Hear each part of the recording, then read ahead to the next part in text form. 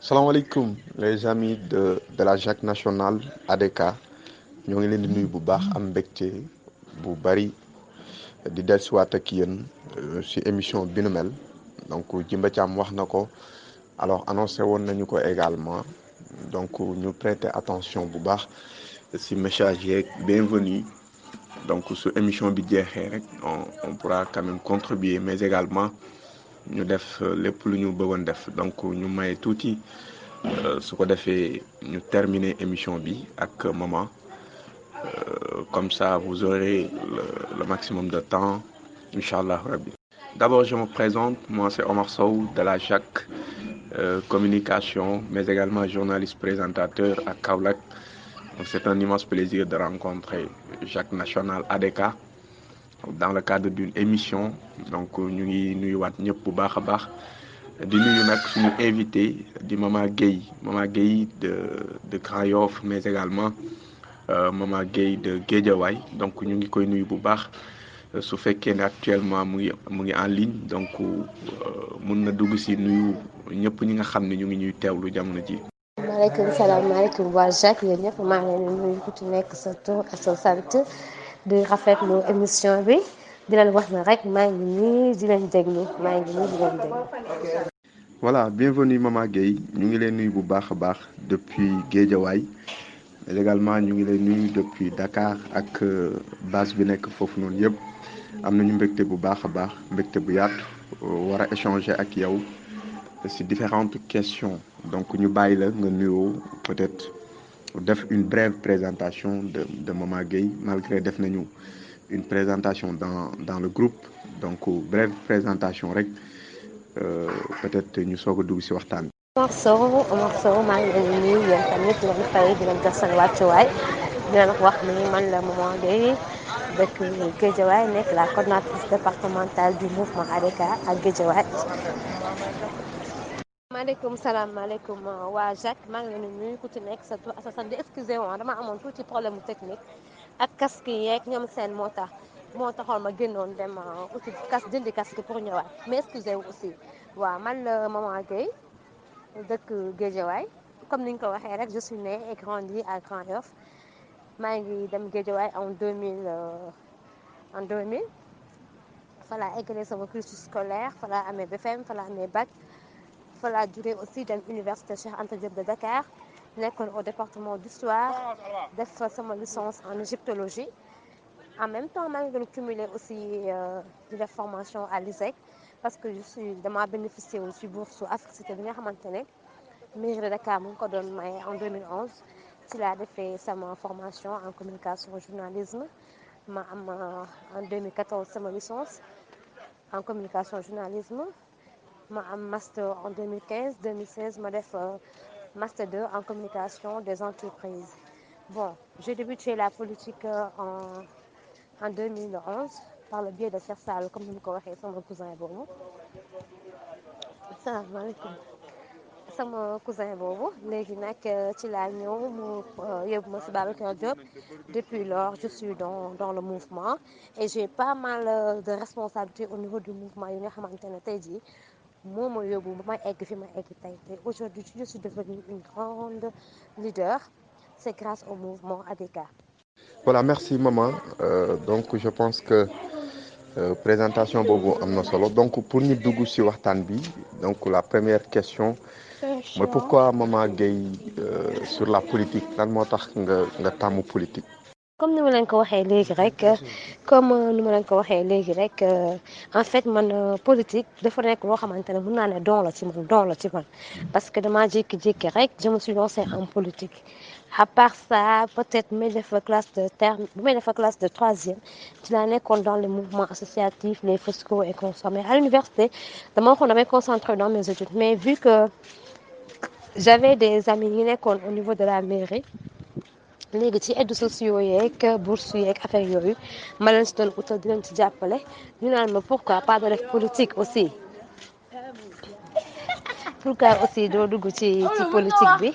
affaire yooyu parce que j'avais des mouvements associatifs des mouvements de femmes yoo xamante ne dama leen doon jàppale lu bëri ci wàllu aide yeeg action sociale yi léegi ils m'ont dit maman pourquoi de def politique ma ne en fait j'ai pas opté à faire de la politique ci kaw loolu nag ci laa waxtaan ak Cheikh Sall sama cousin bi mu ne ma je vais te mettre en rapport ak Babacar Diop su ngeen toogee ngeen waxtaan franchement di nga gën a am goût de la politique noonu laa duggee ci politique bi avec Babacar Diop mu nekk un homme vraiment excellent et merveilleux sama mentor sama tuteur ki nga xamante ne moom woon yoon bu tey ba ma egg fi ma egg tey. Ok, merci maman. Donc je pense que c'est intéressant mais est-ce que bi ngay dugg ci politique tenir nga en compte également agression yi ci am difficulté yi nga xam ne dañ ko ci jànkuwanteel surtout nga nekk jigéen nekk ndaw est-ce que tenir nga en compte ces difficultés balaa ngaa dugg ci politique. Si Omar Sow dégg naa sa question en fait tenir naa ci en compte bu baax a baax tey moom da ngeen may dégg rek sama baat bi dafa xaw a changé parce que dama soj moo tax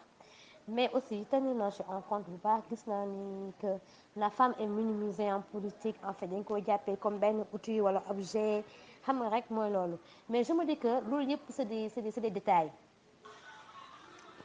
je me dis que loolu yëpp c'est des détails et détails kese la parce que tamit nit ki foo nekk gëdd bi nga fay am wala respect bi nga fay am yow yaa koy doxee yaa koy jëfee muy góor muy jigéen ñoo ci yema parce que les agressions verbales actes de violence mu ngi fépp même bu dul politique sax mu ngi fépp mais nit fi nga nekk ni nga mel yow yaay forcer sa personne ba mën a nekk ak ni nga mel boo fa amee respect aussi yow yaa koy liggéey ba ñu jox la respect boobu parce que aussi li ñu koy waxee rek le respect est réciproque nit ki boo ko waxee lu ñaaw wala nga def ko lu ñaaw aussi loolu la lay fay mais quand bu fekkente ne aussi da nga ko jox respect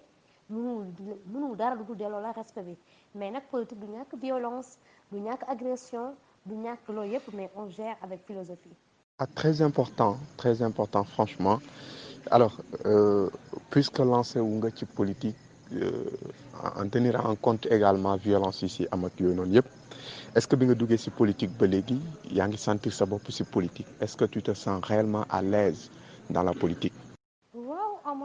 Omar franchement pour du vrai et sincèrement je me sens très à l'aise en politique très à l'aise très nag vraiment je me sens à l'aise parce que xam nga politique du lenn lu dul am conviction am engagement gëm ko te di ko doxal di ko wax su fekkente ne yow li ngay wax yaa ngi ciy dëggu mu nekk loo xamante ne c'est véridique des vérités qui sortent en moi tu le fais avec cœur tu le fais avec conviction avec engagement yaakaar naa ne doo ci am déception parce que man en politique du ma wax lu amul du ma def lu ma mënul te aussi du ma convaincre nit ci ñëwal bokk avec la masse kese non su ma lay convaincre dama lay convaincre pour nga ñëw fekk sama ci li ma gëm ñu ànd man ak yow bokk gëm-gëm liggéey ci li ñu gëm donc quand je fais ça je suis à l'aise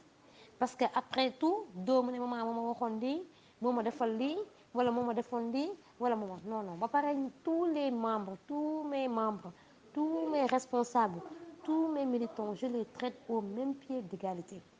je dis déjà ça bu ñu ñëwee réunion dama leen di wax lan mooy seen xalaat ci lii on discute et ensemble on trouve une solution donc je me sens très à l'aise que boo seetee dans ce département en fait ñi ma jiite parce que maa ci gën a tuuti parce que man dans le mouvement ADK ici dans le département de Guédiawaye mais j'ai des chefs d'entreprise j'ai des enseignants j'ai des directeurs d'école des directeurs d'études des professeurs xam nga ñoo xamante ne ñoo ma ëpp daraja ëpp ma diplôme mais bu ñu nangoo ma jiite leen c'est parce que on est dans une même longueur d'onde parce que on se comprend et on se parle en toute sincérité et en toute franchise parce que mënuma leen may lu ñu amul woon wala fu ñu nekk woon c'est que dañuy ànd juste par conviction c'est tout. Ah, c'est très bien maman donc dégg naa raisonnement bi et c'est très intéressant également alors vous avez fait la politique tout en chassant également agression yi ci am ak difficulté yi et en disant que également yaa ngi sentir sa bopp dans la politique ni ngi si war a sentir sa bopp alors pourquoi le choix de Khalifa Ababacar Sall en 2011 nga xam ne mu ngi ko fekk ci ay jafe-jafe nga nangu ànd ci ginnaawam malgré jafe-jafe yooyu malgré étiquette yi nga xam ne ñu ngi ko koy takkal pourquoi le choix de Khalifa Ababacar Sall. Waaw Omar en fait bi may ànd ak moom en 2011 en fait il y avait pas de problème tout était nickel parce que dañoo jóge ci élection 2012 kii dañu doon préparé pour dem élection 2012 avec Macky donc avec Wade il y avait pas de problème au niveau de la mairie il travaillait ñu doon kii mais pourquoi le choix de Khalifa en fait Khalifa dañoo bokk gëm-gëm dañoo bokk principe c'est un homme de valeur gëm-gëm ak principe laa ko toppee parce que dama gis que il a cheminé dans le parti socialiste depuis fort bon longtemps ba mu nekkee jeune ba dugg ci parti bi di liggéey ma koy suivre nag di ko suivre di xool biographie am di ko suivre di xool ses projets ses réalisations fu mu jaar ma gis ni c'est un homme nickel zéro tâche en politique ba pare mosuma ko dégg mu wax lu ñaaw wala mu xas ku ñaaw donte mu ngi ci opposition bi il a toujours travaillé avec éthique avec déontologie et éthique ma koy suivre si son lancé mu nekk c'est un homme ambitieux très ambitieux même liñ naan koo jox dërëm mu defar Dakar mais su ko joxee ñaar dërëm mu defar Sénégal mu nekk un homme très ambitieux nag avec de larges et de très grands projets pour Dakar ma gis ne il travaille mu ngi liggéey te boole si ak wax aussi te ñi nga xamante ne ñoom ñoo ko fal muy Dakar waaye bëgg nañ ko ci lu muy def avec une gestion très transparente parce que je me rappelle que à chaque fois dama doon dugg ci ville de Dakar ci seen site net bi pour xool mais ñaar dërëm wala dërëm bu mu dépensé au niveau de la ville boo demee ci page web bi da ngay fekk mu def dépense bi avec des reçus je me dis tiens voilà un homme bi nga xamante ne moom la Sénégal laajte moom la soxla Sénégal soxla kii boo ko joxe Sénégal dina ko defar ma engagé wu dugg fas yéene ko nag xeexal nag taxawal ko fépp foo xamante ne war nañ faa mën a taxaw ngir mu mën a jël réew mi pour apporter le changement nécessaire bi nga xamante ne moom ñëpp lañu jël parce que aussi je suis journaliste à la RMD quand je suis journaliste à la RMD maa ngi suivre ces programmes ces projets et consorts avec les couvreuses d'entreprise de l'insertion des jeunes l'emploi des jeunes l'employabilité des jeunes aussi lépp mu ngi ci biir mais bon kooku nga xamante ne avec le peu qu'il a muy la ville de Dakar muy def loolu au niveau de la région de Dakar mais kooku boo ko joxee Sénégal avec les 14 régions mais il va faire prospérer notre pays quand même. Alors merci maman je pense que leer na donc maa ngi rappeler également 77 bi 551 bi on avait prévu également d'attendre ba émission bi jeex ñu soog a dugal donc remerciements yeeg suggestions yi alors beneen question bi lan moo nekk say ambition en politique puisque yaa ngi rangé wu ci ginnaaw Khalifa Ababacar Sall donc lu ñàkk que ne am nga ay bëgg-bëgg en politique lan moo nekk say bëgg-bëgg en politique jamono ji. waaw au moins sama bëgg-bëgg en politique du leen du changement hein comme gis nañu système bi ni fi nekkee gis nañu depuis les années 60 ba léegi le même système mooy continuer di am affaire yooyu sama ambition c'est tout juste apporter le changement parce que tey jii liñ naan dafa amoon sama benn xarit Ibrahima Khalil Ka mon cousin mon ami qui m'est très fort tey sax damay nekk maire donc Ibrahima man xaw ma lii bàyyi naa mu ne maman c'est la politique chacun travaille pour son propre compte et effectivement il a raison en politique chacun travaille pour son propre compte donc nit ki képp kuy def politique rek tu travailles pour toi-même d'ailleurs c'est ce qui nous pousse à vouloir être des conseils municipaux des maires des députés voire même président de la République pourquoi pas parce que loolu yëpp boo ko nekkee c'est juste pour apporter le changement pour yow en tant que personne li la dëkk bi defaral ak li la Sénégal defaral sa éducation sa lépp tu rends la monnaie nga ñëw apporter ta pierre à l'édifice ñun ñëpp loolu la ñu bëgg mais nag en fait les gens dañuy naan damay def politique parce que dama bëgg nekk lii dama bëgg nekk ku nekk am nga ambition bëgg nekk maire bëgg nekk député et consort mais quand on fait de la politique c'est pour véritablement apporter le changement et le changement c'est dans le quartier c'est dans la maison d'abord dans le quartier c'est dans la commune c'est dans le département c'est dans la région en plus c'est dans le pays donc on a l'ambition de changer on a l'ambition de développer notre pays et inchallah dinañ ci jëm inchallah dinañ ci yegg. alors merci maman donc yaa ngi wax ne sa ambition yéeg na sax ba si nekk présidente fii ci Sénégal ci jamono boo xam ne sax jamono parité sax daf ci nekk difficulté donc question bi mooy ban lecture nga def yow ci représentativité wu soxna yi maanaam jigéen ñi ci gouvernement bi d'abord ci gouvernement bi ban lecture nga ci def. waaw Omar comme ni nga ko waxee rek dama ne en politique tout est ambition hein en politique tout est ambition parce que déjà yow yaa ngi naan je fais de la politique en premier lieu c'est pour le changement parce que la politique c'est l'art de gérer la cité et de bien gérer la cité qui dit l'art de gérer la cité et de bien gérer la cité wax na lépp parce que pour gérer il faut nga bokk ci instance de décision yi pour gérer la cité il faut nga bokk ci instance de décision yi ci biir instance yi nag il y a des hommes il y a des femmes mais je me dis que bu ñu ñëwee ci mbirum parité dama ne femmes yi ci boppam en général dañ leen laisser en rade dañ leen bàyyi ci ginnaaw parce que ñoom dañuy naan dans chaque parti wala dans chaque mouvement les femmes les jeunes sont les chevilles ouvrières ñoom ñooy liy doxal mouvement bi ñoom ñooy liy doxal parti bi ñoom ñooy liy doxal société bi mais à chaque fois bu heure séddoo ñëwee duñ leen sédd lu waral loolu lan moo tax duñ leen sédd par manque de compétence la par lan moo tax du leen sédd parce que en général dañ naan jigéen ñi seen bëgg-bëgg bariwul mais aussi tamit mun nañu wax aussi seen jàng aussi bariwul mun nañ ko jëlee foofu parce que boo seetee tey jii même dans le gouvernement da nga koy sentir da ngay gis ñu naan diw ministre de la femme de l'enfance du genre et consort femme yi dañ koy jox mais tu n'as jamais vu une femme boo xam ne jox nañ ko ministre de la pêche gisoo benn femme boo xamante ne jox nañ ko ministre de l'énergie amul parce que genre poste yooyu ñoom ils préfèrent ñu jox ko hommes yi que ñu jox ko femmes yi mais c'est à la femme de se battre pour wax ni lii diw mi mën naa ko parce que am naa njàng mi te am naa capacité bi il faut aussi que la femme se sursoit maanaam mu am njort bu kawe war na ni carrément lii mën naa ko te dama koy def imposer wu si je peux me permettre de le dire il faut que les femmes s'imposent davantage parce que li yëpp aussi ñàkk imposer wu kese ñun moo ko waral il faut que la femme s'impose davantage parce que nit ki sonal joxuñu ma c'est fekk parce que laajoo wala boo laajee la nga war a laaj danañ la jox lañ la war a jox.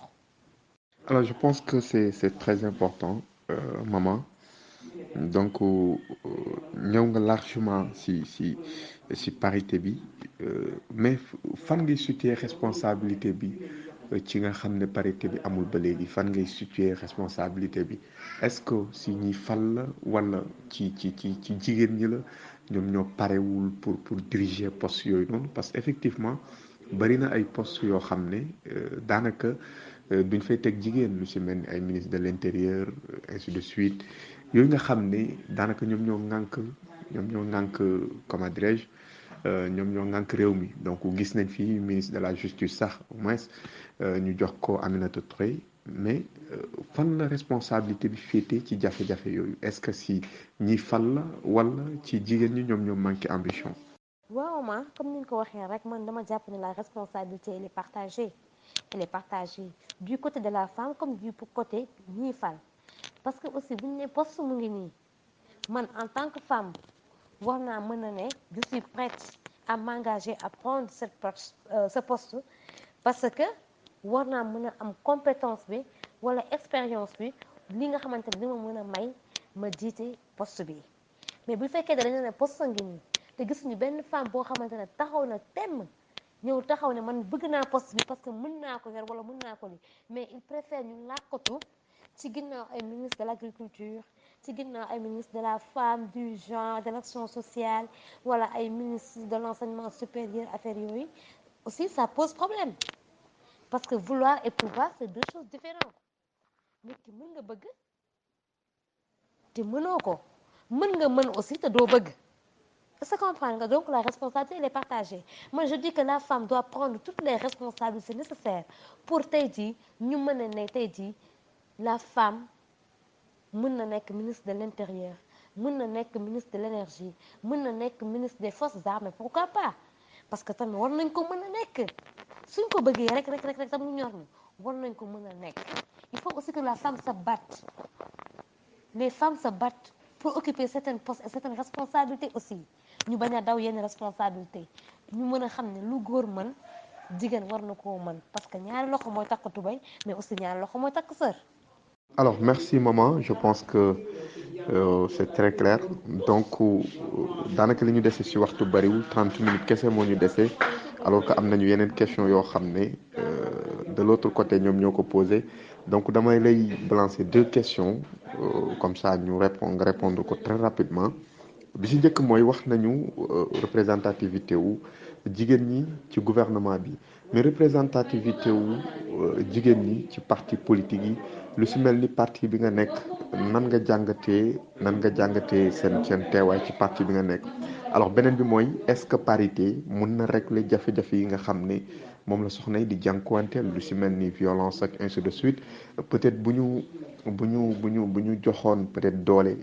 jigéen ñi ci parti politique yi wala ci gouvernement bi donc dina mën a régler yenn jafe-jafe yi ni jànkuwanteel est-ce que jàpp nga loolu réellement. waaw Omar xam nga c'est la politique c'est la volonté d'abord c'est la volonté et l'envie c'est la volonté et l'envie par exemple je donne un exemple sur moi-même xam nga tey jii man je suis dans le mouvement ADICA boo seetee pratiquement dans les 45 départements yëpp boo seetee pratiquement mun naa ne les coordinateurs ce sont des hommes mais ici dans mon département je suis la coordinatrice parce que je me suis battue pour être la coordinatrice est-ce que comprendre nga tey ñu dem ci wàllu élection législative yi passé ba c'était dans les coordinations du ci ëpp ci département yeeg ci kii bi responsable ce sont des hommes mais dans ma localité dans mon département je me suis battue pour être la coordinatrice départementale de Manko Taxawu Sénégal jeune xoola parrainage bi tey jii ñi nga xamante ne moom mooy wàllu parrainage ci Khalifa Ababacar Sall xoolal li ci mel ni ci coordination yi bi ñu demee pour les coordinateurs et les coordinatrices du parrainage man je me suis battue Fatou Gueye de Pikine s'est battue pour être la coordinatrice donc nit ki li nga bëgg dalay jaral nga xeex ko pour am ko doo toog benn place sax nga ne man dañ ma mettre en rade kenn faalewu ma kenn jox ma gëdd donc je reste à l'écart alors que s'il s'agit de mobiliser on appelle la femme s'il s'agit de manifestation la réussite de la manifestation on appelle la femme donc femmes yi aussi foog ñu am volonté ak capacité de diriger et de vouloir diriger c'est ça le problème et de vouloir diriger et de diriger à beau échéance aussi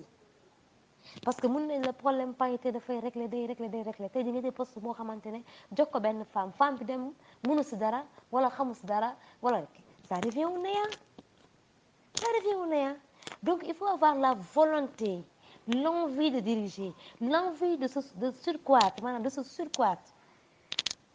bu fekkente ne mën naa ko waxee noonu au niveau de l'ADK mais pratiquement presque les femmes dirigent jox nañu femmes yi seen gëdd gu ñu moom ñu ngi promouvoir la femme au niveau du gouvernement aussi est-ce que femmes yi ñoom laaj nañu mais soo laajul duñ la jox dangay laaj imposé wu arraché ne lii laa bëgg lii lay am mais boo resté à l'écart kese tu te minimises pour dire que je suis femme duñ la jox lu mais il faut nga dem à la guerre mouiller le maillot pour aussi luñ la jox aussi nga mérité ko mais bu ñu wax parité kese di joxe loo xamante ne les gens yi ñu ko joxe aussi sont pas méritants ou ne sont pas méritantes aussi donc aussi ça pose problème man avant toute chose il faut que les femmes aient la volonté de vouloir diriger de vouloir être au devant de la scène su ko defee nag pour ñu respecter parité bi day yomb. très important maman donc ñu ngi lay jaajëfal bu baax a baax je pense que ñu ngi presque ci jeexintalu émission bi donc question yi nga xam ne waa JAC national adressé woon nañu ko ñu ngi sàkku ci Jimba mu dugal ko su ko defee nga mën ko répondre comme ça ñu tàggatoo. salaamaaleykum JAC national man la Babacar Diop seen coordonnateur national maa ngi leen di nuyu di leen jox seen wàccuwaay di jël nuyoo bi di ko teg ci loxo coordonnateur national Abdoulaye Dieye di nuyu le responsable de la communication Cheikh Ahmed Tidiane ak toute la cellule de communication di leen encourager di nuyu tout le groupe sans exception di encourager toute la jeunesse ndax jeunesse mooy yore toute structure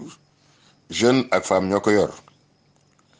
alors sama dugg bi c'est pour faire des témoignages à l'endroit de ma petite sœur sama xarit Maman Gueye di suma rak ndax li nga xamante ne wax na ko liir naa ko mu nekk loo xamante ne dama koy dëggal ndax bokk na ci xale yi gën a xarañ jigéen yi gën a xarañ par rapport à l'engagement à la détermination sur le travail mais li nga xam ne moo gën a am solo mu mën ko def témoignage à l'endroit de Maman Gueye c'est sa loyauté. Maman Gueye est extrêmement loyale et je pense que loolu mooy ànd diggante nit ak nit ndax nit bu ànd ak kilifa daal di koy nawloo def ko kilifa nawloo la def la kilifa mooy àndi loyauté ci looy dugg waxtaan ci ak moom looy waxtaan ak moom loolu ngay jëfee fu mu nekkul nga nekkal ko fa la nga war a def doo ci dellu ginnaaw te di nga ko def ci fulla ak fayda moo tax Maman Gueye en tant que jigéen et à son âge très jeune elle a su coordonner le département de Guédiawaye gi nga xamante ne vraiment bokk na ci département yi ëpp doole ci Sénégal coordonné ko non seulement avec le mouvement ADK tout court mais elle l'a coordonné avec le Taxawu Sénégal et j'ai vu même dans le texte bi nga xam bind ngeen ko binduñu ci ne moom moo coordonné woon la coalition Taxawu Sénégal lors du parrainage et il y avait beaucoup de ténors qui étaient là-bas xëccoo bi metti woon lu tar mais vraiment bi ñu waxtaanee gisoon nañ ne moom moo fa ëpp représentativité ci fulla ci fayda ak nangu liggéey moo ko may donc je pense que Maman Gueye référence pour toute la jeunesse et j'incite à tous les jeunes vraiment de ñu koy suivre te xamante ne liggéey rek moom moo am solo je vous remercie. salaamaaleykum JAC national ADK maa ngi nuyu ñëpp di ziar ñëpp di leen jox wàccuwaay ba yéen a ngi am jàmm bu baax di jiital ci nuyu bi suñu invité bi macha allah di ko féliciter gis nañ ni mu jot a déroulé macha allah kàddu yi am na solo ton question yi am na solo waaye réponse yi am na solo macha allah. waaw gars yi nag question yi ñu posé woon bëri na trop xam naa du yëpp lañ mën a jox sax mais du ñàkk dañ ci sélectionné rek les plus pertinentes rek su ko defee ñu jox leen ko. Babacar Diop merci li ma nekkee yëpp wala lu nekk ci man lépp c'est parce que tu l'as forgé en moi comme ni nga ko waxee rek sama mag nga sama xarit nga sama confident nga sama leader nga sama mentor nga man su ma melee nii ci politique rek wala ma egg fii ci politique rek en toute modestie c'est grâce à toi parce que lu may def dinaa la ko wax di ma ci conseil di ma teg ci raay yi comme maa ngi lay jaajëfal di la remercier di la wax ne le meilleur reste à venir incha allah. waaw la première question mooy su ma juumul Diédhiou Doucouré moo ko posé le président de la cellule d'organisation moo ko posé qui est pensez-vous pas que les femmes sont juste utilisées pour amuser la galerie au détriment d'être des actrices du développement social et économique économique économique économique économique économique économique économique économique économique